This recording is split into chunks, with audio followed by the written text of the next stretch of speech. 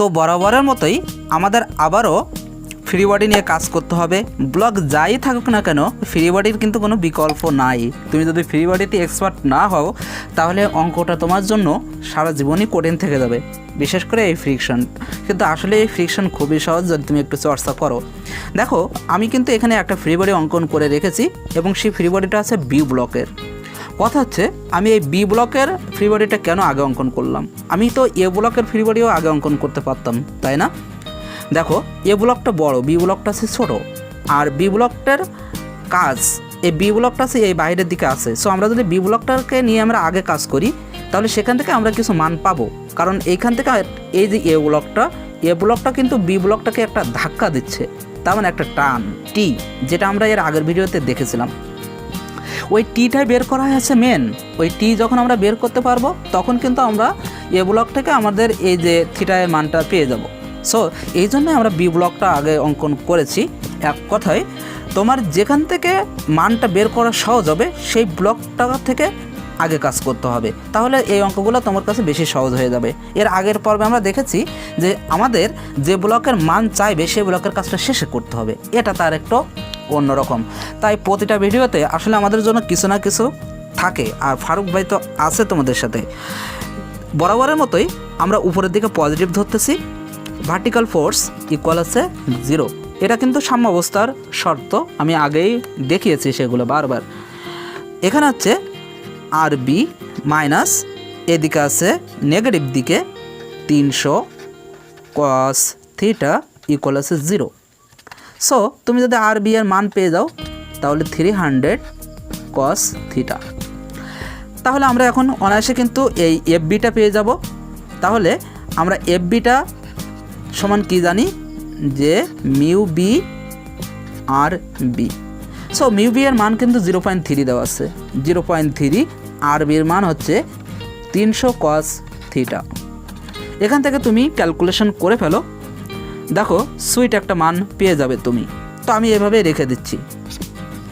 এরপরে আমরা কাজ করবো হচ্ছে হরিজন্টাল ফোর্স নিয়ে। তো summation of horizontal force equal আছে 0। তারপর এখানে আমাদের মানটা আসতেছে টি প্লাস এফ বি। তারপর এখানে এই বলটা নেগেটিভ দিকে মাইনাস 300 সাইন থিটা ইকুয়াল আছে 0।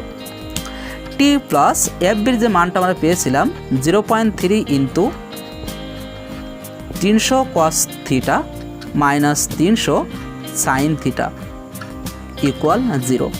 ব্যাস আমাদের যেটা দরকার ছিল সেটা কিন্তু আমরা পেয়ে গেলাম, 300 sine theta minus 90 cos theta. এখানে আমরা যেহেতু থিটা এর মান জানি না তাই এখানে আমাদের মান ক্যালকুলেশন করতে পারবো না। আমাদের কিন্তু এখন এ ব্লকটারও ফ্রি বডি অঙ্কন করা শেষ। দেখা যাক এ ব্লকের মধ্যে আমরা কী কী কাজ করেছি। আমরা যদি এখানে এটাকে ভাগ করে ফেলি তাহলে এটা হচ্ছে আমাদের রিয়াকশন ফোর্স আর এ। এই বি ব্লকটা কিন্তু এটাকে একটা ধাক্কা দিচ্ছে, তার মানে একটা ঠেলা দিচ্ছে। যেহেতু ঠেলা দিচ্ছে তার মানে এখানে টি, আর এটাকে যদি আমরা বের করে নিই তাহলে কিন্তু এদিকে চলে যাবে। যেহেতু এটা ঠেলা দিচ্ছে তার মানে এ নিচের দিকে চলে যাবে। আর যেহেতু প্রশ্ন সরাসরি বলে দিয়েছে যে দুইটি নিচে নামিবার উপক্রম হবে, তাহলে নিশ্চয়ই ফ্রিকশন উপরের দিকে, কারণ এটাও বিটাও এ দেখো এখানে কিন্তু আমরা এফ বি উপরের দিকে দিয়েছি, কারণ ওটাও নিচে নামতেছে আবার এটাও নিচে নামবে। তো তুমি যত বলই দাও না কেন তাহলে নিশ্চয়ই ফ্রিকশনটা হলো উপরের দিকে, তাহলে এটা এফ এ। ব্যাস সেই অনুসারে আমরা এখানে অঙ্কন করেছি। আর এ ব্লকটার ওজন ছিল 500 নিউটন। ব্যাস সে 500 নিউটন আমরা এখানে দিয়ে দিলাম। বরাবরের মতোই আমরা এখন ভার্টিক্যাল ফোর্স নিয়ে কাজ করব। তো summation of vertical force equal 0। ব্যাস দেখতেই থাকো।